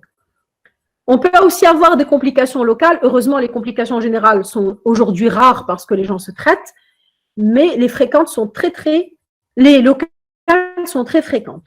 On peut avoir un abcès, une phlébite, mais les complications les plus fréquentes de l'érysipèle, c'est celle-là, c'est ce qui est en rouge. C'est sa récidive, c'est une complication. Et c'est le lymphœdème, c'est pour ça que tout à l'heure, je vous ai dit que le lymphœdème pouvait être à la fois une complication de l'érysipèle de risque. Je vous en ai parlé tout à l'heure. Et donc, ces deux-là, ce sont les complications les plus fréquentes, n'empêche qu'on peut avoir d'autres. Les facteurs favorisant les complications, c'est quoi? Et je vous demande de le retenir pour la vie. Le lymphœdème, c'est une cause d'extension et de complications, mais aussi les anti-inflammatoires non stéroïdiens qui sont contre-indiqués. Pourquoi? Les collègues, qu'est-ce qu'ils font? On voit une inflammation, au lieu de faire le diagnostic ou de s'adresser à un spécialiste ou voilà, chercher je ne sais pas quoi. Ah, c'est rouge, inflammatoire, je vous donne de l'ibuprofène. Je vous donne un anti-inflammatoire. Et bonjour les complications. Pourquoi? Parce que l'inflammation, je vous l'ai dit la dernière fois dans la sémiologie, est salutaire, elle est bénéfique. Elle va limiter l'infection. Je vous dis l'inflammation. L'inflammation, sur le plan physiologique, c'est mobiliser les cellules de l'inflammation dans les cellules, dans le plasma et dans les vaisseaux. C'est mobiliser les facteurs, toutes les cellules inflammatoires autour du foyer infectieux pour le cantonner, le limiter. Il est une tomate tétier ou les anti-inflammatoires. Eh bien, vous allez lever cet effet de limitation et l'infection va aller en profondeur. Et c'est là où on a les formes d'érysipèle les plus graves, les plus sévères, les plus compliquées, qui sont difficiles à traiter et qui peuvent même donner des complications dangereuses. Donc, j'ai saisi les anti-inflammatoires non stéroïdiens, mais aussi stéroïdiens, même les corticoïdes sont interdits. Tous les anti-inflammatoires sont contre-indiqués pour toutes les infections de la peau. L'érysipèle, mais toutes les infections qu'on a vues, jamais d'ibuprofène, jamais d'AINES, jamais de corticoïdes. S'il vous plaît. Je veux que vous le notiez une fois pour toutes pour la vie. Sinon, vous tuez votre malade. Alors, à côté des formes compliquées, il y a les formes atypiques. Les formes atypiques, c'est-à-dire où la sémiologie n'est pas toujours fidèle à la description. Et on sait très bien que c'est le propre de la médecine. La médecine n'est jamais une science parfaite. Et donc, à côté des lésions, des formes typiques, on a des formes atypiques. Et dans ces formes atypiques, comme on peut trouver une vascularite, un purpura, des phlegmons, une altération d'état général, etc. Mais on va toujours trouver la limitation nette, les prodromes, la porte d'entrée, donc tout ce qui va nous orienter vers l'incipient. Alors, est-ce qu'il faut demander des examens complémentaires? J'ai mis en rouge non indispensable. Ça veut dire quoi? Ça veut dire que le diagnostic est clinique, sauf dans les formes atypiques, quand on a un doute diagnostic. À ce moment-là, on peut réaliser un certain nombre d'examens qui vont nous aider à donner notre diagnostic et confirmer le diagnostic. Sur le plan biologique, on peut demander une numération formule sanguine qui va montrer, comme toutes les infections, rien de spécifique, mais juste une hyperleucocytose modérée qui ne dépasse jamais les 15 000. on peut avoir un syndrome inflammatoire avec une CRP et une VS élevée. C'est tout, pas plus. Ou si on a un traitement qui n'a pas marché, il vaut mieux faire un examen bactériologique pour savoir si on est vraiment dans le staph ou strepto ou si on est dans d'autres germes pour cibler l'antibiothérapie. Alors, l'examen bactériologique, comme j'ai dit, ne se fait pas en pratique. Des doutes ou des résistances. On va demander un antibiogramme pour adapter le traitement. Est-ce qu'on va demander les ASLO? Vous connaissez ce que c'est que les ASLO? Ce sont les antistreptokinases et antistreptodornases qui vont, ce sont des anticorps, n'est-ce pas? Anticorps antistreptococciques. Pardon, c'est juste une irritation, hein, vous ne craignez rien. Ce sont des anticorps qui vont apparaître un peu à 10 semaines de l'épisode infectieux, mais on peut demander cette sérologie qui va confirmer le diagnostic a posteriori, c'est-à-dire quelqu'un qui a fait déjà son infection, qui a été traité ou pas, et qui vient après nous raconter son épisode. Et c'est déjà en cours d'évolution, la mabrage bzef. Qu'est-ce qu'on va faire? On va demander les ASLO pour savoir s'il a déjà fait, il y a 2-3 semaines, un épisode infectieux à streptocoque. Et si c'est positif, il faut traiter et il faut demander la protéinurie de 24 heures. Alors, le diagnostic positif de l'érysipèle est strictement clinique. Il est facile quand le tableau est typique tel qu'on l'a décrit tout à l'heure, c'est-à-dire le début brutal, la fièvre pas très élevée, la précession de frissons ou de malaise, le placard inflammatoire rouge vif bien limité, bourrelé ou pas, etc. Tout ce qu'on a dit, ça fait partie du tableau du diagnostic positif. L'hyperleucocytose va orienter, l'adénopathie obligatoire et tout le reste n'est pas obligatoire. Alors, le diagnostic différentiel maintenant, vous imaginez que le diagnostic différentiel va dépendre de la localisation, n'est-ce pas? On ne va pas citer les mêmes diagnostics au niveau de la jambe qu'au niveau du visage. C'est ainsi qu'au niveau de la jambe, comme on a parlé tout à l'heure et j'ai insisté sur le fait que ça soit une jambe aiguë, rouge, fébrile. Donc, tout ce qui peut donner une jambe aiguë, c'est-à-dire début brutal, rouge, fébrile, inflammatoire, c'est un diagnostic différentiel, à commencer par la phlébite du membre inférieur, la thrombophlébite du membre inférieur, qui, comme vous le savez, est une urgence vitale. Tout à l'heure, on était dans l'urgence diagnostico-thérapeutique, maintenant, on est dans l'urgence vitale. Alors, parce que dans la phlébite, on va avoir un fébricule, 38-38 sec, le début brutal aussi. On va trouver une jambe rouge, fébrile, aiguë, douloureuse, le mollet est gros, donc il y a de l'œdème. Mais on va chercher sur du ballottement du mollet et on va faire le signe de Homans. Le signe de Homans, c'est quoi? C'est on va faire une dorsiflexion. Alors, je ne sais pas si vous voyez à la caméra, on va pousser la plante vers le haut. C'est la dorsiflexion qui va entraîner une douleur. Mais aujourd'hui, on ne le fait plus. Pourquoi? Parce qu'on a peur qu'en faisant la dorsiflexion, qu'on fasse migrer un thrombus vers le cœur ou vers le cerveau et qu'on engendre une embolie ou un AVC ou un infarctus du myocarde. Donc, la dorsiflexion, on ne la fait plus. S'il y a une diminution du ballottement, on va passer directement à l'échodoppler des membres inférieurs qui, lui, va montrer la thrombose veineuse. Au moindre doute, échodoppler des membres inférieurs. Deuxième diagnostic, on est toujours dans les formes graves. Alors, je répète, une jambe aiguë, rouge, inflammatoire, c'est toujours l'urgence. Toujours, quel que soit le diagnostic.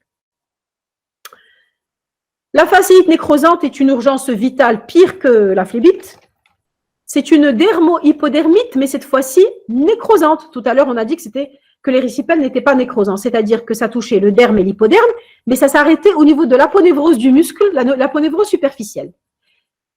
Dans la fasciite nécrosante, d'où le nom nécrosante, elle va toucher, elle est dermo-hypodermique et elle va entraîner une nécrose du fascia ou de l'aponévrose du muscle. Donc, elle est encore beaucoup plus fréquente. Et plus on va vers le muscle, plus les troncs vasculaires, on n'est plus dans les capillaires et les petits vaisseaux dermiques, on est dans de gros vaisseaux. Dit les microbes vont aller dans le sang pour entraîner une septicémie, une forme très grave. Alors, rapidement, on peut avoir une jambe rouge au début, mais rapidement dans la fasciite, on va avoir des signes de choc, une altération d'état général, des marbrures, c'est-à-dire un aspect bleu de la peau, une cyanose, une froideur, c'est-à-dire rapidement, si on ne traite pas, si on ne pense pas au diagnostic très vite, au lieu que la jambe reste rouge, la jambe va devenir marbrée, cyanotique, bleutée, violacée, avec une ulcération, une nécrose. Quand on fait la palpation avec les bouts des doigts, on peut entendre une crépitation. Vous savez ce que c'est que crépitant, n'est-ce pas? Comme les crépitations thoraciques. Donc, un aspect crépitant. Et ces crépitations, c'est quoi? C'est le témoin de l'existence de germes anaérobies sous la peau. Ça veut dire qu'on n'est pas dans les récipes strepto, staphylo, des petites choses, mais qu'on est dans des germes beaucoup plus agressifs, beaucoup plus profonds. Très important. Le traitement de la fasciite nécrosante est médico-chirurgical, c'est-à-dire je lance mon antibiothérapie, bien sûr en hospitalisation. Par voie intraveineuse, on va donner 3 antibiotiques. Là, pour la staphylococci de la face, j'ai dit 2. D'abord, c'est 3 antibiotiques. Et on va envoyer le malade au bloc en urgence. Pourquoi? Pour faire une décharge et éliminer tous les déchets et les débris nécrotiques. La septicémie et le décès dans les 6 heures. Si on arrive à la phase d'état de la fasciite, si on ne la détecte pas tôt, 6 à 8 heures, sans traitement, le malade meurt. Donc, il faut savoir y penser. Troisième diagnostic différentiel, ce sont les dermohypodermites bactériennes non nécrosantes, non streptococciques, c'est ce que j'ai dit tout à l'heure, c'est-à-dire que c'est la même chose, mais ce n'est pas le streptocoque qui est responsable, donc on ne va pas trouver de frissons, on ne va pas trouver la petite collerette, la desquamation périphérique. Diagnostic différentiel, c'est l'eczéma de contact, un eczéma, quelqu'un qui a mis une crème, un anti-inflammatoire topique ou un eczéma. Et bien, l'eczéma est prurigineux, on va le voir dans les prochaines heures, Inch'Allah. Il est prurigineux, mais il donne des vésicules, mais il ne donne pas de fièvre, il n'y a pas d'altération, il n'y a rien du tout, il n'y a pas de frisson. Un autre diagnostic différentiel, c'est l'érythème noueux, là aussi on va le voir. Le syndrome des loges, vous savez ce que c'est que le syndrome des loges? C'est aussi le syndrome de Volkmann. C'est quand on porte un plâtre serré qui va entraîner un garrot, qui va faire un effet garrot et donc il va nécroser le membre. On peut avoir une jambe aiguë fébrile au début et puis après on va voir la noirceur et l'aspect bleuté par nécrose. Le syndrome de Sweet, c'est une dermatose neutrophilique. On ne va pas vous la faire, c'est un peu compliqué. Une myosite infectieuse, c'est-à-dire l'infection du muscle, mais aussi une ostéomyélite ou une ostéite ou une arthrite. Quelqu'un qui fait une arthrite du genou, on va avoir un placard inflammatoire autour du genou et on va penser que c'est des récipelles. N'hésitez pas, quand c'est autour d'une articulation, de la mobiliser, de chercher la douleur, le signe du tiroir, le signe du glaçon, etc., pour être sûr que ce n'est pas une arthrite. Donc voilà les diagnostics différentiels de l'érysipèle qui sont très nombreux au niveau du membre inférieur. Donc voilà une fasciite qui a eu son traitement médical et chirurgical. Regardez les tendons, on voit les tendons des muscles parce qu'on a tout enlevé, tous les tissus nécrotiques. Ça, le malade meurt. Au niveau de la face, quels sont les diagnostics différentiels? Eh bien, il s'agit essentiellement de la staphylococci de la face. On a dit que c'était une urgence médicale, vitale aussi, qui nécessite un diagnostic rapide. Souvent, une manipulation d'un furoncle. Qu'est-ce qui se passe? L'infection part au niveau d'un furoncle et le danger de la staphylococci de la face vient de l'association à une thrombose veineuse profonde qui va vers le cerveau, qui peut donner une encéphalite mortelle. Donc, d'où l'intérêt de traiter. Et comme son nom l'indique, ce n'est pas le strepto, c'est le staphylocoque aureus. Alors, comme on a vu tout à l'heure l'eczéma de la jambe, on peut aussi avoir l'eczéma du visage qui est beaucoup plus fréquent parce que sur le visage, on peut mettre beaucoup de choses, des crèmes, des cosmétiques, du maquillage, des traitements, etc. Et là encore, je rappelle, et on va le voir, l'eczéma donne un prurite, des vésicules, et donc il n'y a pas de fièvre et il n'y a pas d'autre chose. Voilà une staphylococcie maligne de la face chez une de mes patientes.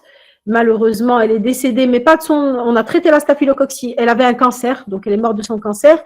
Alors, voilà la caractéristique. Ça commence au niveau d'un furoncle manipulé. Regardez le caractère purulent, sale, très important. Regardez les yeux très, très œdémaciés. Ce n'est pas comme tout à l'heure dans les récipelles, c'est beaucoup plus important.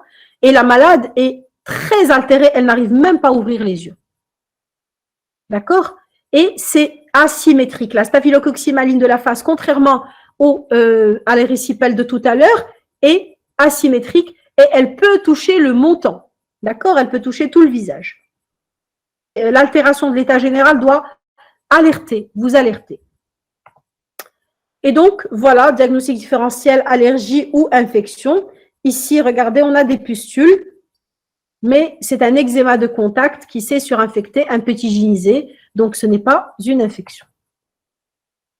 Comment on va traiter les récipelles? Quel est le but? Comme on a dit, c'est une urgence thérapeutique, donc il faut démarrer très vite. Pourquoi? Pour arrêter le processus infectieux qui ne se propage pas, pour éviter toutes les complications dont on a parlé et pour, bien sûr, prévenir les récidives. Je répète, les AINS, les anti-inflammatoires, stéroïdiens et non stéroïdiens complètement contre-indiqués. Quels sont les antibiotiques antistreptococciques? C'est ce qu'on a vu tout à l'heure. C'est tous les antibiotiques qui marchent sur les streptos. C'est les bêta-lactamines, pénicilline G, soit en intraveineux, soit par voie orale.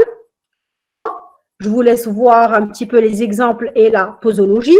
Je rappelle que l'amoxicilline et l'amoxicilline protégée, c'est 50 mg par kilo et par jour en 3 à 4 prises en fonction du poids. Je ne vais pas répéter. Quand je vous donne les posologies dans un cours, c'est toujours les mêmes, on ne change pas les posologies. On change la durée du traitement par contre.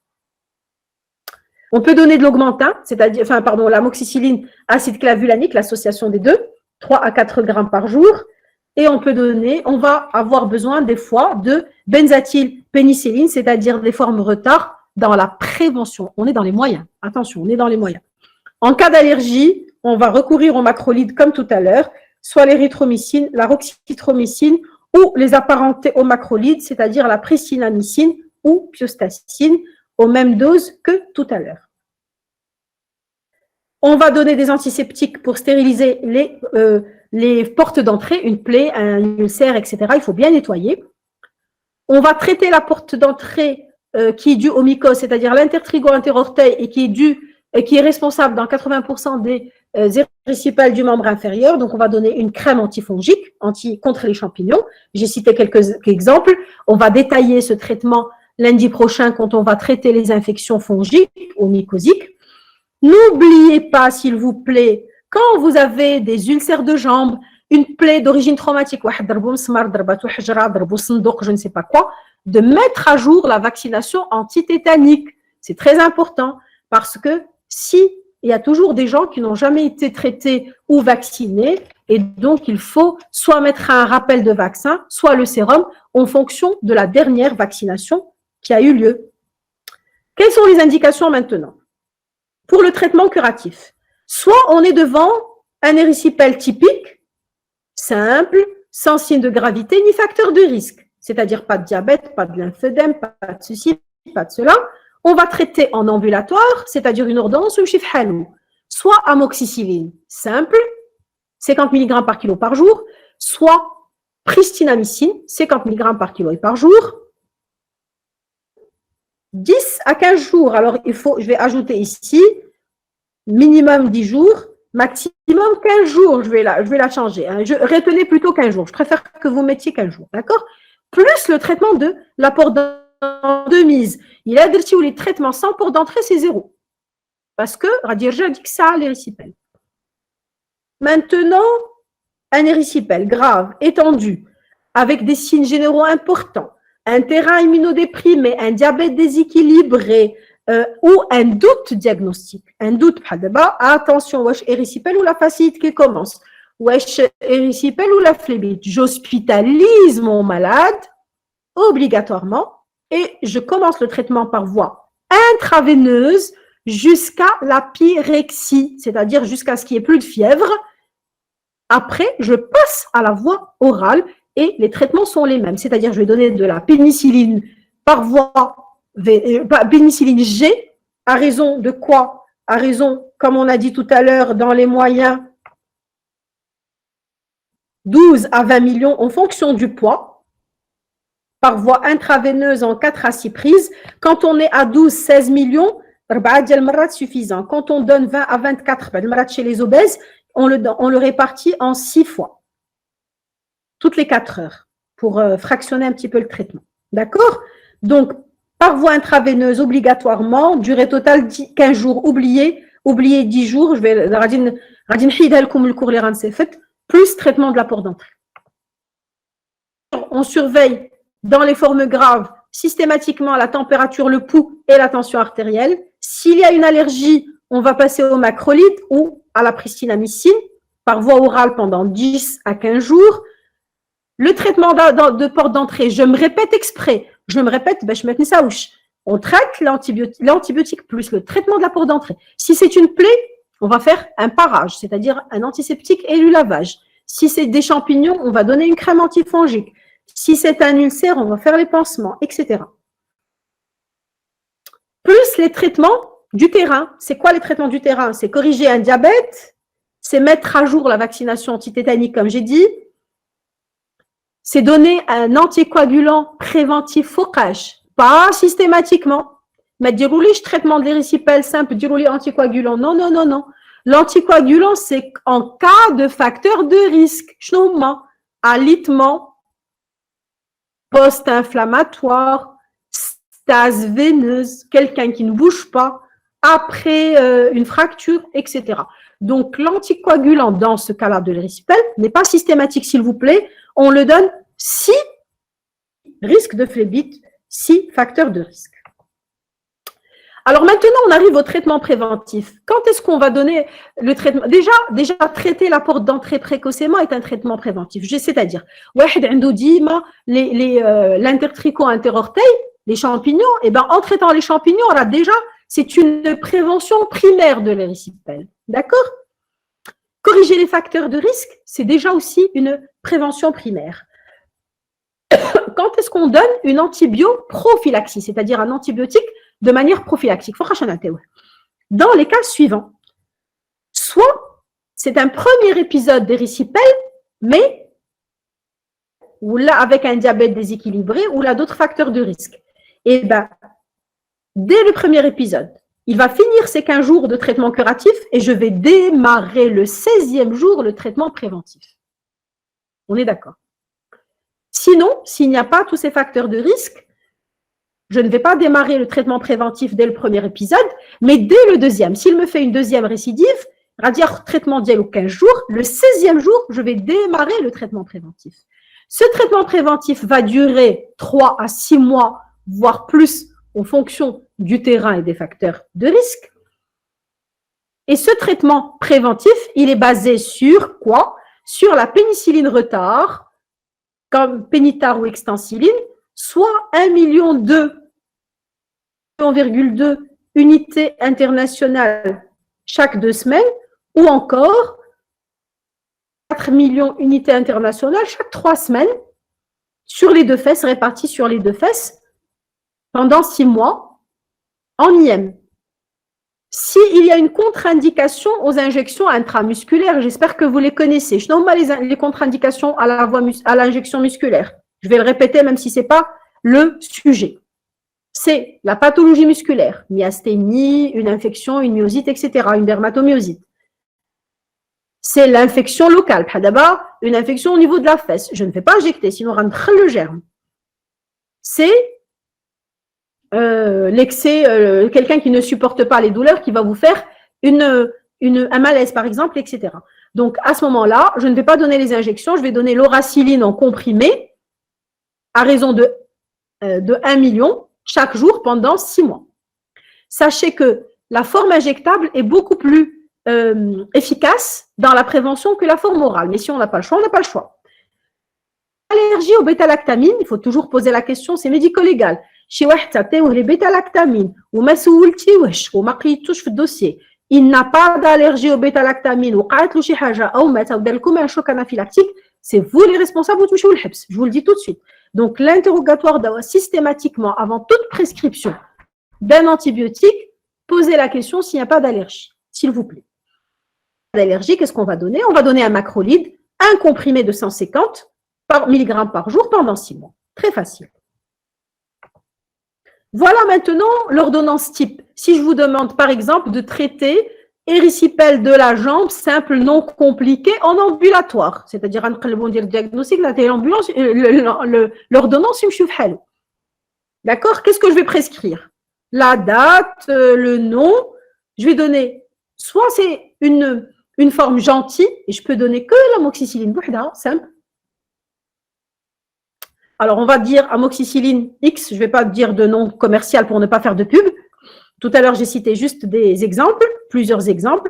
3 comprimés par jour pendant 15 jours. Il a quelqu'un qui a plus de 80 kilos, on a 4 jours, 4 grammes par jour. D'accord? Plus de 80 kilos, 4 grammes. Voilà, on n'ajoute pas. Attention aux gens qui ont une insuffisance rénale. Il faut faire attention, on va diminuer les doses. Ou là, choisir une autre forme. Arrêter la porte d'entrée et une crème antifongique pour traiter entre les orteils, bien entendu. Voilà une ordonnance type d'un érysipèle de la jambe typique, simple, non compliqué.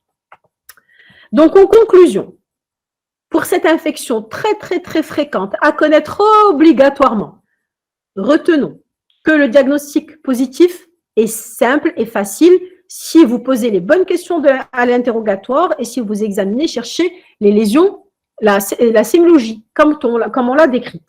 N'oubliez pas que c'est une urgence médicale, diagnostique et thérapeutique, qu'elle pose beaucoup de problèmes de diagnostic différentiel, surtout au niveau du membre inférieur, auquel il faut penser. On pense systématiquement à l'érysipèle, à la phlébite, aux formes graves, parce qu'on veut les éliminer. D'accord? La principale complication, c'est la récidive de l'érysipèle, c'est-à-dire et le lymphœdème. Donc, il faut savoir les prévenir et retenez qu'au moindre doute, on va demander l'écho Doppler des membres inférieurs pour éliminer une phlébite. Et je vous remercie pour cette partie du cours. On a fini à 20, on a commencé à 40, donc on a gagné quelque chose comme 15 minutes à 20 minutes pour les questions. Je suis à votre disposition pour les questions, les amis.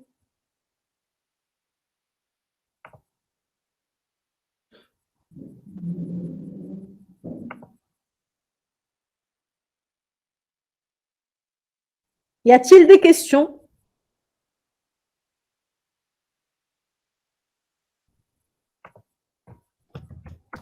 Elma? Oui, professeur. Le son est resté jusqu'à la fin? Oui, oui. Tout va bien. Est-ce qu'il y a des questions? Apparemment, non. Non. Il y a combien de connectés? Il y avait 83 tout à l'heure ou 87, d'abord ils sont 63. Le son de Selma.